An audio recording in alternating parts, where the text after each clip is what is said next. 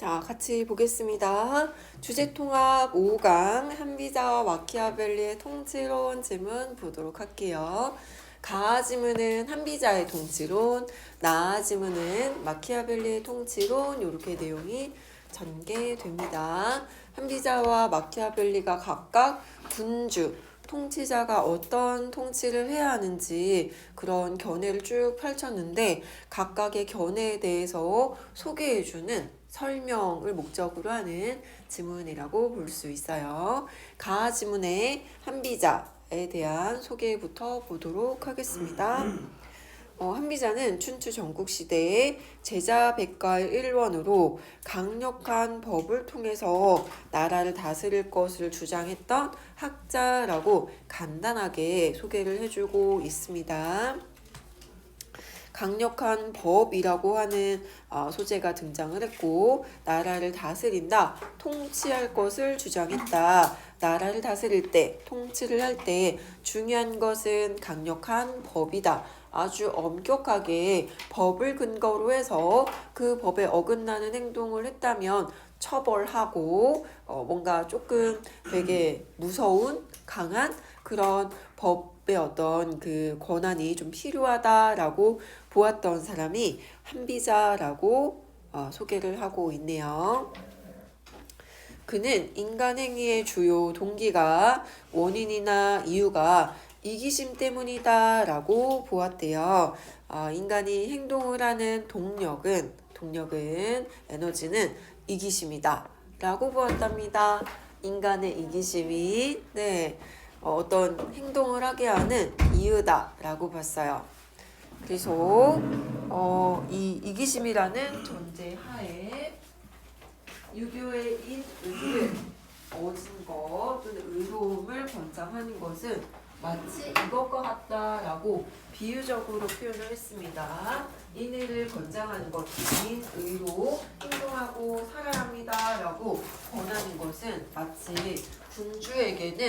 사실상 군주에게 공자 수준의 엄청나게 수준 높은 도덕적인 삶을 요구하는 것과 같고, 그리고 또 백성들에게는 공자의 제자 같은 삶을 살아라 라고 요구하는 것과 같다라고 해가지고 이 유교에서 얘기하는 어질고 의로운 삶을 산다는 것이 일반인들에게는 사실상 현실적으로 이루어지기 어려운 일이다 라고 빗대어서 표현했어. 공자가 되기를 바라는 겁니까? 공자의 제자가 되기를 바라는 겁니까? 실제 우리 인간들은 이렇게 어질고 의로운 것을 실천하기에 너무나 이기적인 존재라고 한비자는 보았답니다. 그래서 한비자, 인간 행동의 원인과 이유는 이기심이다. 동력이 이기심이다. 나에게 편한 것, 나에게 좋은 것, 맛있는 것, 이런 것들을 원하는 그런 힘으로 살아간다. 그런데 어질고 의로운 것은 나에게 좋다기보다는 때로 참아야 될 때도 있어. 그러다 보니까 이렇게 인의를 실천한다는 것이 매우 어렵다는 거죠. 마치 공자처럼 살라는 의미이기도 하고, 또는 공자 제자처럼 막 이렇게 성인 군자처럼 살아라라고 요구를 하는 것만큼이나 실제 현실에서는 이루어지기 어려운 일이다라고 비판, 문제 지적했대요. 너무나 이상적인 그런 요구다. 인의를 실천하고 그렇게 살아라 라고 하는 것은 사실상 현실에서 이루어지기 어려운 일을 권하는 것과 같다라고 비판했답니다. 그리고 또한 만약에 시대가 굉장히 평화롭고 아무 문제가 없어서 되게 이제 사람들의 마음이 너그럽고 이기적인 마음을 가지고 있다 하더라도 굳이 그런 이기심을 발동하지 않아도 어느 정도는 좋은 것, 맛있는 것, 편한 것을 얻을 수 있는 그런 시대적인 상황이라면 유교의 인의를 어느 정도는 장려해 볼 수도 있겠어. 편안하다면 조건이 있네요. 평화로울 때는 이것이 아주 비현실적인 이야기는 아닐 수도 있지만, 하지만 나라가 굉장히 혼란스럽고 위기에 빠진 그런 상황이라면 위험에 빠진 상황에서 인의를 실천하세요 라고 얘기하는 건 그건 안 될 말이야. 공자 아니고 공자의 제자 아니고서야 인의를 실천하는 건 현실에서 매우 어려운 일이고 이렇게 혼란스러울 때라면 더 어렵다. 오히려 이런 인의를 실천해라 라고 요구하는 것보다 강력한 법을 근거로 해서 이 법에 어긋나는 그런 삶을 산다면 악행에 대해서 잘못된 나쁜 행동에 대해서 강력하게 벌 주는 게 사실상 현실에서 바람직한 모습으로 백성들을 이끌기에 더 현실적인 방법이다. 이렇게 보고 있습니다. 국가 질서 바로잡기 위해서는 인의를 권유하고 이런 착한 방법은 잘 실현되기가 어렵고 먹히지가 않고 무섭게 벌 주고 법이 이렇게 떡하니 이렇게 뭔가 있다라는 걸 알게 해서 백성들이 두려워하며 어떤 행동을 하지 않고 어떤 행동을 하게 하는 것이 더 현실적이고 효과적이다. 이렇게 이제 주장을 한 것이 한비자의 의견이라고 합니다. 한비자는 인간은 이기적인 존재, 이기심으로 행동을 하기 때문에 이기심을 이유, 원인, 동기로 해서 에너지로 행동하는 존재이기 때문에 갈등과 혼란을 피할 수가 없다. 이렇게 봤습니다. 이 강력한 법이 굉장히 이제 필요하다. 인간의 이기심, 악행을 하는 근본 원인 동기라고 보고 강력한 처벌로서 이 악행에 대해서 통제해야 된다.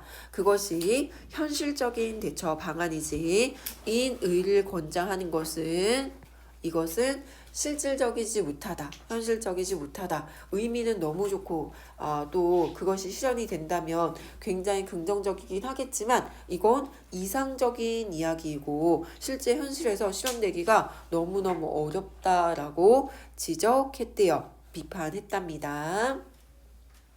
그래서 법으로서 법치가 현실적인 방법이다. 그것도 강한 법치가 필요하다. 강력한 법치가 필요하다. 인의의 실현은 현실적으로 불가능하다. 이렇게 비판 지적했답니다. 인간을 이기적인 존재라고 보았네요. 한비자가. 그쵸?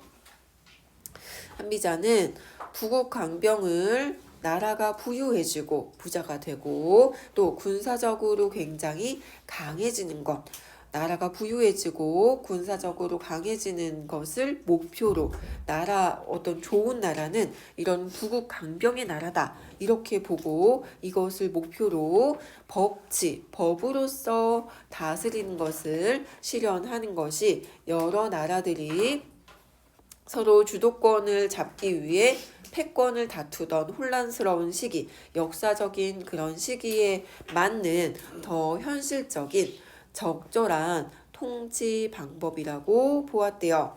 여러 나라들이 서로 이기적으로 자기 나라가 패권을 장악하기 위해서 다투는 상황이라면 인의를 권장하는 건 너무나도 현실적으로 맞지 않는 이야기이고 현실적인 통치 방법은 다 강한 법으로서 아주 강하게 통제하고 제재하고 처벌하고 이것이 현실적인 통치 방법이다라고 보았습니다. 유교에서 강조하는 아주 너그러운 어질고 또 의로운 것을 권하는 방법이 아니라 강력한 법으로서 통치하는 것이 현실적인 방법이다라고 한비자는 보았대요. 다시 한번 인간은 이기적인 존재, 갈등과 혼란을 피하기가 어렵다. 왜냐하면 서로 이기적으로 주도권 가지려고 하고 돈 가지려고 하고 맛있는 거 더 많이 먹고 싶어 하다 보니 서로 싸울 수밖에 없는 그런 속성을 인간이 가지고 있대요. 그래서 패권 다툼이 아주 치열하던 예를 들면 춘추 전국시대 같은 그런 역사적인 상황에서는 인의를 권장하는 것은 현실적이지 못하다. 너무나 이상적이어서 강력한 법으로 제재하고 벌 주고 처벌하고 통제하는 것이 현실적으로 실현 가능성이 높다. 바람직한 그런 모습으로 살게 하는데 더 현실적인 통치 방법이다라고 한비자는 주장했답니다. 현실적인 통치 방법이라고 한비자는 생각을 했던 것이다. 이렇게 그래서 인간 이기적. 그래서 갈등 혼란 피할 수 없다. 대표적으로 춘추 전국시대 같은 혼란스러운 시기를 봐라. 그것이 너무너무 막 전쟁 맨날 하고 그래서 이런 것들을 바로잡기 위해서는 착하게 사세요. 이렇게 해서는 먹히지가 않고 강한 법으로서 벌 주고 인간이 싫어하는 여러 가지 고통 주고 이렇게 해야 그 혼란스러운 상황들이 정리가 된다. 통제가 된다. 요렇게 이제 생각을 했던 사람이 한비자다. 요렇게 지금 내용이 진행이 되고 있습니다. 그런데 이러한 이제 한비자의 통치론이 잘 좀 정리가 돼서 구체화된 그 책 이름이 역시 한비자인데요. 본인의 이름 그대로 한비자입니다. 자, 이 한비자가 책에서 자신의 통치론을 이렇게 서술해 나갈 때 노자의 견해를 많이 끌어다가 활용을 했대요. 인용을 했답니다.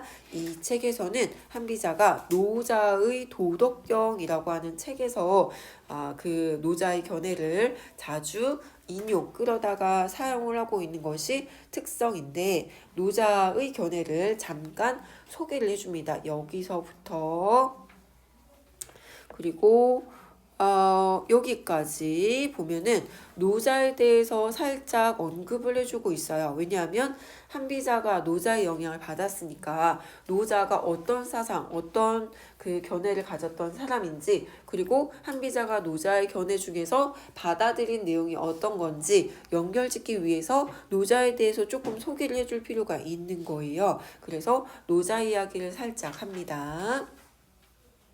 노자는 어떤 생각을 가지고 있었냐면 세계를 근원적으로 넓게 포괄하는 자연 질서, 근원적인 어떤 만물의 근원이라고 칭할 수 있는 그 개념을 도라고 얘기를 했대요. 자연 질서를 도라고 불렀대. 만물의 근원을 도라고 불렀답니다. 노자가 사용한 용어예요. 노자는 자연 질서, 즉 도. 만물의 근원, 만물이 있게 한 근본적인 그런 뿌리가 도다 이렇게 봤대. 인간은 그래서 그 도에 따라 살아야 된다. 이렇게 주장을 했답니다. 자연 질서에 따라 살아야 돼. 만물의 근원인 도에 따라 사는 게 바람직한 삶의 모습이야. 이렇게 얘기를 했대요. 도에 따라 사는 것을 바람직한 삶이라고 여기고 누가? 노자가요. 지금 노자 얘기하고 있어요. 그렇지? 한비자랑 연결짓기 위해서 노자의 견해를 사상을 살짝 소개를 해줍니다.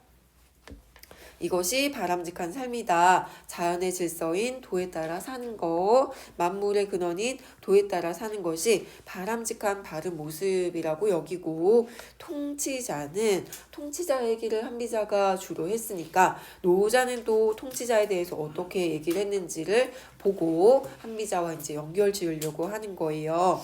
노자는 통치자가 어떤 모습으로 통치를 해야 된다라고 생각을 했냐면 막 윽박 지르고 강제로 이렇게 끌어당기고 이렇게 하는 게 아니라 아주 자연스럽게 백성들이 스스로 자발적으로 이 통치자가 원하는 대로 나라의 이로운 쪽으로 스스로 여러 가지 일들을 할 수 있게끔 하는 것이 통치자가 해야 되는 역할이다. 바람직한 통치자의 모습이다. 이렇게 생각을 했답니다. 스스로 알아서 할 수 있게 하는 그런 통치자. 이렇게 해라. 이건 틀렸어. 이렇게 막 강하게 하는 것이 아니라 자연스럽게 이끌 수 있어야 된다. 이렇게 이제 생각을 했답니다. 여기까지가 이제 노자 얘기네요. 그쵸? 이 노자의 생각. 그죠? 노자가 생각한 바람직한 삶의 모습은 키워드가 도였어요. 도는 자연의 질서이기도 하고 만물의 근원이기도 하고 한 이 자연 질서, 만물의 근원, 도에 따라 사는 것 이게 노자가 생각한 바람직한 삶의 모습인데 요게 이제 일반적인 사람들의 모습이고 그렇다면 통치자는 어떤 역할을 해야 되냐면 자발적으로 백성들이 어떤 일을 하도록 유도하는 역할을 하는 것이 바람직한 또 통치자의 역할이다. 이렇게 봤어요. 자, 이런 노자의 생각을 바탕으로 이제 이렇게 중첩되죠. 한비자가 자기의 통치론을 펼쳤다. 해서 이제 노자 플러스 한비자 이렇게 살짝 겹치면서 한비자는 여기서부터 이제 한비자가 통치론 어떤 통치론을 가지고 있는지 또 다시 돌아와가지고 한비자 견해로 서술을 하기 시작합니다. 한비자는 누구나 이기적인 존재이기 때문에 돈 많이 가지고 싶어하고 부를 원해. 또 귀한 사람이 되기를 원해. 오래오래 살기를 원해. 이게 이제 이기적인 속성의 인간들이 원하는 거야. 그죠? 돈 많은 거, 부의 삶, 고귀한 삶, 오래오래 건강하게 사는 거, 요런 거를 이제 원하지만, 현실에서 그게 다 주어지기는 어려워. 나 혼자서 그걸 몽땅 차지하는 건 불가능해. 그치? 이렇게 고귀함, 장수 등을 원하지만 그게 내가 원한다고 해서 다 이렇게 가질 수 있는 게 아니야. 오히려 가난하게 살게 되는 경우도 있고 또 귀한 사람 아니라 가난하고 천한 사람으로 살 수도 있고 또 성공하는 걸 원하지만 멸망을 피하기가 어려운 경우도 있어요. 그렇죠? 그래서 인간이 원하는 대로 다 가지고 누릴 수 있는 게 아니기 때문에 그래서 미혹함에 빠지지 말고 이런 것들에 빠지거나 뜻하는 바대로 이루어지지 않는다 하더라도 미혹함에 빠지지 말고 노자가 얘기한 이 자연 질서, 만물의 근원인 도에서 벗어나지 말 것을 강조했다. 누가? 한비자가 원하는 게 되게 많지만 그게 다 실현되기 어려우니까 미혹함에 빠질 수 있지만 그것에 빠지지 않으려고 노력해야 된다라고 한비자가 얘기했대요. 또한 인간은 기본적으로 인간 행동의 동기가 이기심이다라는 생각을 한비자 가지고 있었는데 그렇다고 하더라도 100% 이기적인 것만은 아니다라고 했어요. 선지에 한비자는 인간은 되게 완전히 100% 완전히 이기적인 존재라고만 보았다 이렇게 하면 틀린 거예요. 왜냐하면 여기 보니까 이타심도 가지고 있다고 했어. 다른 사람을 먼저 생각하는 태도 가지고 있다라고 했어요. 이타심도 가지고 있다고 보아서 전적으로 다 사악한 존재는 아니지만 모두 나쁜 건 아니야. 본성이 완전히 막 악한 건 아닌데 근데 행동을 할 때 이기적으로 행동할 수밖에 없는 존재다 라고 했어. 행동을 할 때는 이기적이야. 본성이 완전히 악한 건 아닌데 이기적인 건 아닌데 착한 마음 이타심도 가지고 있긴 하지만 그건 마음이고 이타심 가지고 있지만 하지만 행동은 이기적으로 한다가 한비자가 인간을 바라보는 관점이었습니다. 네, 그래서 행위는 이기적으로 한다. 한비자가 인간의 본성이 전체가 다 악하다라고 보는 것은 아니다. 이렇게 선지 확인할 때 요거 근거로 활용하면 되겠습니다. 완전히 악하다고 보았다. 그건 아닌 선지, 틀린 선지, 적절하지 못하다. 행동을 할 때는 이기적이다. 이기적인 인간은 권력에 복종하고 또 처벌을 두려워하기 때문에 권력에 약하고 처벌에 약하고 인간의 속성에 대해서 이렇게 권력에 약한 존재, 처벌을 두려워하는 존재 이렇게 봤습니다. 그래서 통치자는 소수의 사람에게만 효과가 있을 만한 인의를 권장한다거나 덕으로서 다스리려고 하는 그런 이상적인 태도 버리라고 했어. 왜냐면 그건 현실적으로 실현되기가 매우 어렵다고 본 거죠. 왜냐하면 인간은 이기적이니까. 덕으로서 다스린다 해서 원하는 바대로 이끌기가 참으로 실현되기가 어렵다 이렇게 본 거예요. 덕치를 버리고 다수의 사람들에게 효과가 있는 방법을 마련해야 된다. 다수의 사람들에게 효력이 있는, 효과가 있는 그런 방법을 실시해야 된다라고 했는데 그것이 강한 법치입니다. 덕치가 효과가 아예 없는 건 아니야. 그런데 효과가 있는데 그건 너무 적은 수의 사람에게만 효과가 있어서 현실적으로 좀 맞지가 않아. 통치해야 되는 사람들은 다수일 테니까. 그래서 현실적으로 더 적합한 방법은 법치로서 강하게 다스리는 거다. 다수의 사람들에게 효과가 있는 방법은 법치다. 라고 본 겁니다. 법치가 현실적으로 더 효과가 있다, 효력이 있다 이렇게 봤어요. 한비자는 육아에 대한 자신의 비판이 작은 국가를 유지하고 강조한 노자의 생각과 서로 통하는 면이 있다 이렇게 봤습니다. 육아에 대한 자신의 비판이 작은 국가를 유지하라. 이게 이제 노자가 얘기한 건데 작은 국가가 더 긍정적이다라고 얘기한 것과 한비자의 견해가 공동적이고 서로 통한다라고 봤어요. 노자는 작은 국가에 대해서 긍정했고 여기에 대해서 이 한비자도 같은 생각 동의를 했다. 공통점은 작은 국가 긍정적으로 본다는 점. 근데 이 의미가 이러한 이제 내용이 반드시 규모 면에서 꼭 작아야 된다 이런 의미를 가지는 것은 아니다라고 다시 부연 설명을 했어요. 국가의 규모를 꼭 줄여야 한다는 생각이다. 그게 아니라고 했어. 그럼 또 선지에 이 한비자는 국가의 규모가 작아야 한다고 보았다. 틀렸어요. 규모가 꼭 작아야 된다라고 본 게 아니라 이 영향력이 통치자의 영향력이 미칠 수 있을 만큼의 규모가 적당하다라는 생각을 표현한 거래요. 너무 크면 통치자가 다 관리를 못하기 때문에 그건 적절하지 못하고 만약에 이제 나라의 규모가 크다고 하더라도 그래도 그 큰 규모의 나라를 이 통치자가 다 다스릴 수 있고 백성들을 통치할 수 있다면 그것도 틀리진 않아. 괜찮아. 근데 주로 아무래도 통치자가 관리를 잘 할 수 있는 규모는 작은 규모가 더 적절하겠다. 그런 의미에서 작은 국가를 긍정한 거다. 이렇게 해석을 하고 있습니다. 꼭 규모 작아야 된다. 그런 의미는 아니다. 이 통치자가 이렇게 영향력을 끼칠 수 있을 만큼의 국가가 적합하다, 적절하다 이런 의미의 구절이다라고 보면 되겠습니다.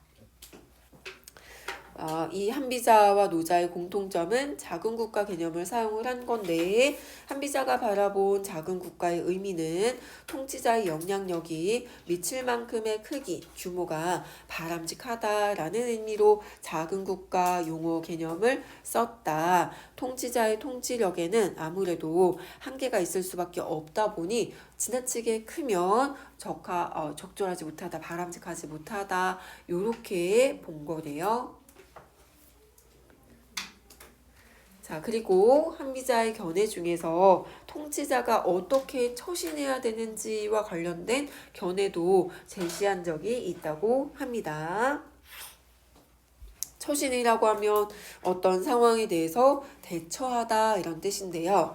이 통치자가 어떻게 대처해야 되는지 또 나랏일을 어떻게 운영해야 하는지 이 방법에 대해서 권했대요.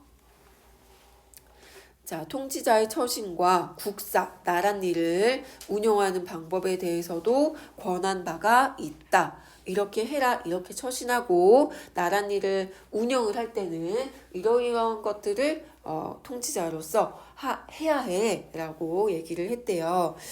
처신할 때는 통치자가 노자의 도 개념의 근거에서 도가 또 나왔네. 도가 뭐였지? 자연질서, 만물의 근원이라고 했어요. 이 도 개념에 근거해서 자연적이고 또 동시에 명시적인 명확하게 정리가 된 법에 따라 통치자가 법에 따라 또 지위나 인맥 이런 개인적인 약간 감정이나 관계 이런 것에 관계하지 않고 평등하게 공평하게 적용되는 법을 근거로 해서 통치를 해야 되기 때문에 우선 그걸 마련해야 되는 일, 마련하는 일이 통치자가 해야 될 일이야. 이렇게 봤대요. 법을 마련하고 일단 준비를 하고 법을 그 후에 이 법의 근거에서 나쁜 행동, 나라에 해가 되는 행동, 악행에 대해서 강하게 처벌하고 또 비효율적인 국가 운영에 대해서는 막을 수 있어야 된다. 이렇게 힘주어 주장했다. 역설. 힘주어 강하게 힘주어 주장했다. 그렇죠? 자, 이 통치자가 해야 될 일 먼저 자연적이고 명시적이고 평등한 법을 마련한다. 법을 마련한다. 근데 그 법의 성격이 자연적이어야 하고 명확하게 규정이 되어 있어야 해. 그리고 누구에게는 좋고 누구에게는 불리하고 그런 것이 아니라 모두에게 누구에게나 평등한 그런 법을 마련 준비해야 돼. 그 후에 그 법의 근거에서 나쁜 행동에 대해서는 강하게 처벌하고 효율적이지 못한 방법으로 국가가 운영되지 않도록 노력하는 것이 통치자가 해야 될 일이야 라고 보았습니다. 그래서 법 만들고 법에 근거해서 벌 주고 효율적으로 국가 운영하고 요게 통치자가 처신하는 그런 모습이라고 봤어. 바람직한 모습. 또 이 통치자는 큰 일이 뭐 불의의 어떤 문제 상황, 나쁜 상황, 큰 일이 발생하기 전에 미리 예측할 수 있는 능력이 있어야 된대요. 그래서 그 징조를 미리 알아차리고 이렇게 하면 문제가 생길 것 같은데 라는 것에 대해서 미리 다른 사람들보다 백성들보다 먼저 예측하고 판단을 해서 그죠? 뭔가 예상을 해가지고 그런 큰일, 나쁜 일이 일어나기 전에 예방을 해줄 수 있어야 한다. 이것이 통치자가 해야 될 일. 예방을 할 수 있어야 된다고 강조했다. 통치자는 그래서 이런 일을 하기 위해서 통치자가 갖춰야 될 그런 모습은 신중해야 된대요. 신중해야 된다. 가볍게 행동하거나 말해서는 안 된다. 통치자에게 필요한 자세, 통치자가 이렇게 대처하는 그런 모습, 처신, 통치자의 처신, 바람직한 처신은 신중하게 대처한다. 그리고 아주 작은 이익에 사소한 이익에 얽매여서는 안 된다. 막 개인적인 그런 이익 이런 것에 이제 이렇게 오락가락하면 안 된다라는 뜻이고 또 욕심 부려서도 안 된다. 무언가를 탐하고 어떤 욕구, 욕망 이런 것에 빠져서도 안 되고 또 음악이나 유흥에 너무 지나치게 취해서 푹 빠지거나 탐닉해서는 안 된다. 정신 잃어서도 안 된다. 뭔가 안 되는 게 많네요. 신중해야 되고 이익에 집착하면 안 되고 탐욕 안 되고 음악, 유흥 안 된다. 정신 잃어서도 안 된다. 이렇게 해가지고 이 통치자의 자세, 처신에 대해서 쭉 열고 했습니다. 그죠? 한비자는 통치자가 갖추어야 될 중요한 도로서 노자가 제시했던 개념어 허정을 강조했대요. 빌허자에다가 깨끗하다 정자, 맑을 정자를 쓰고 있네요. 노자는 도덕경에서 허가 빈 것이 극치에 이르게 해야 된다. 노자의 주장이네요. 노자가 사용한 허정이라는 용어의 개념을 보면 텅 비어야 된다. 아무것도 욕심 부리지 않고 마음을 텅 비우는 상태가 극에 달해야 하고 깨끗한 것을 독실하게 아주 절실히 아주 열심히 지키라라고 했는데 한비자는 이것을 이 노자가 사용했던 허와 정의 개념을 통치 철학에다가 끌고 와서 적용을 해서 통치자가 마음을 텅 비우게 되면 허의 상태가 이제 허의 상태에 달하게 되면 고독한 지위라고 하더라도 실제의 정황들을 아주 깨끗하게 맑게 다 들여다볼 수가 있다. 마음을 텅 비우는 그런 어떤 상태가 되면 깨끗하게 맑게 이 실정을 볼 수가 있고, 통치자가 자신이 바라는 것을 겉으로 드러내지 않으면, 신중하게 드러내지 않고 이렇게 이제 깨끗하게 이렇게 하면 신하와 백성들이 두려움을 느껴서 자발적으로 여기 어디에 있었냐면 이 군주가 윽박지르지 않고 자발적으로 행동하게 해야 된다라고 했거든요. 해서 자발적으로 그 직분을 수행하게 된다 이렇게 봤습니다. 어딨냐면 어딨죠? 자발적으로 여기 여러 가지 일들을 할 수 있도록 이끌어야 된다. 노자가 얘기를 했었는데 다시 한번 좀 반복하고 있네요. 네, 이렇게 하면은 지금 누가 얘기하고 있는 거냐면 한비자의 견해예요. 통치자가 자신이 바라는 것을 밖으로 드러내지 않으면 신하와 백성들이 두려움을 느껴서 자발적으로 직분을 수행하게 된다라고 했대요. 또한 한미자는 통치자가 신하에게 여기 잘 봐야 됩니다. 통치자가 신하에게 상을 주고 벌을 주고 그렇게 할 수 있는 집행 권한을 부여하면 안 된다 했어요. 이게 마키아벨리와의 차이점인데요. 나아지문에서 마키아벨리는 위임할 수 있다라고 했어. 다만 위임을 하되 혹시 군주가 원하는 것과 다른 모습으로 그 위임받은 권한을 행사를 하면 그때는 통제해야 된다. 이렇게 얘기를 했거든요. 위임을 할 수는 있다고 봤어. 마키아벨리는. 그런데 한비자는 안 된다라고 봤어요.